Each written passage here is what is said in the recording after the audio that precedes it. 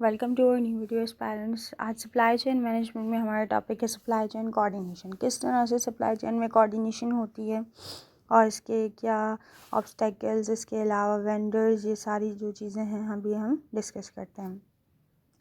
सबसे पहले कि ऑब्स्टेकल्स क्या हैं सप्लाई चेन कोऑर्डिनेशन में। इंफॉर्मेशन साइलोस, कॉन्फ्लिक्टिंग ऑब्जेक्ट्स और बुलविल इफेक्ट। Information silos में lack of visibility across different stages of the chain, leading to inaccurate forecasting and inventory mismanagement की वजह से जो है जो सप्लाई चेन कोऑर्डिनेशन है इसको प्रॉब्लम होती है। ठीक है, कॉन्फ्लिक्टिंग ऑब्जेक्टिव्स, क्या ऑब्जेक्टिव्स हैं जिनकी वजह से कॉन्फ्लिक्ट होता है। Suppliers focused on minimising cost while retailers prioritize short lead times and customer satisfaction। तो सप्लायर और रिटेलर्स के दरमियान दोनों की प्रायोरिटीज़ अलग अलग होती हैं। तो इनमें इन चीज़ों की वजह से अगर जो भी इनका फोकस है या जो भी इनका गोल है अगर वो अचीव ना हो तो कॉन्फ्लिक्ट जो है इन दोनों के दरमियान बढ़ जाता है। ये कॉन्फ्लिक्ट के ऑब्जेक्टिव्स हैं। फिर आता है बुलवे इफ़ेक्ट। बुलवे इफ़ेक्ट क्या है, इसमें क्या मतलब कि कोऑर्डिनेशन में प्रॉब्लम क्रिएट करता है। Fluctuations in order to amplified as they move up the chain and फिर है causing over stocking and under stocking. Bullwhip effect जो है वो फ्लक्चुएट करता है कि जो ऑर्डर्स हैं ना वो मूव ना हो चेन की तरह, मतलब चेन ना बने सही से। और जो ओवर स्टॉकिंग और अंडर स्टॉकिंग है उसका भी एक कॉज होता है। फिर है वेंडर मैनेज्ड इन्वेंट्री, जिसको हम VMI कह सकते हैं। क्या कॉन्सेप्ट है इसका। Suppliers takes ownership of inventory management at a retailer location. Retailer की लोकेशन पे जब सप्लायर्स या ऑनर्स जो होते हैं मतलब कि ऑनरशिप इन्वेंट्री की लेते हैं तो उनको हम वेंडर मैनेज इन्वेंट्री कहते हैं।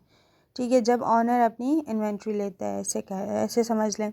इसके बेनिफिट्स क्या हैं। इम्प्रूव फोरकास्टिंग एक्यूरेसी, क्योंकि अगर ऑनर खुद ही जाएगा उसकी सही से जिस तरह से जांच पड़ताल हर चीज़ को परचेज़ करेगा या फोरकास्टिंग करेगा। ठीक है, reduce inventory cost and smoother order fulfilment. Example क्या है इसकी। Procter and Gamble managing inventory of diapers at major retailers।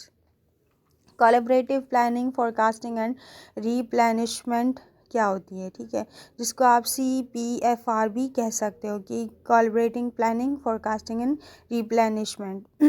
Concept क्या है इसका। Joint planning and forecasting between all supply chain partners. फिर है leading to coordinated replenishment efforts. फिर आता है बेनिफिट्स क्या हैं इसके। Increase demand visibility, optimise production schedules and reduce supply chain risk. Examples क्या हैं इसके। Walmart and suppliers collaborating on demand forecasting and production planning. Concept को थोड़ा सा रिव्यू कर लेते हैं कि कोलैबोरेशन का मतलब वैसे है कि कोलैबोरेट करना, जॉइंट प्लानिंग करना, और इसके अलावा फोरकास्टिंग जो है जो भी सप्लाई चेन पार्टनर्स हैं उनके दरमियान का होना, और जो कोऑर्डिनेशन है उसको सही से लीड करना। तो ये सारा प्रोसेस जो है वो प्लानिंग के साथ से लेकर गोल के अचीवमेंट तक लीड करना होता है। Managerial levers to achieve coordination. किस तरह से मैनेजर्स जो हैं अगर आपस में जो है कोऑर्डिनेशन के थ्रू अपना जो काम है वो अचीव करते हैं या गोल है जो अचीव करते हैं। बिल्डिंग ट्रस्ट एंड रिलेशनशिप्स को बिल्ड करना, अच्छे से ट्रस्ट बिल्डअप करना वो कोलैबोरेशन के थ्रू ही होगा कि collaborative partnership based on open communication and shared goals.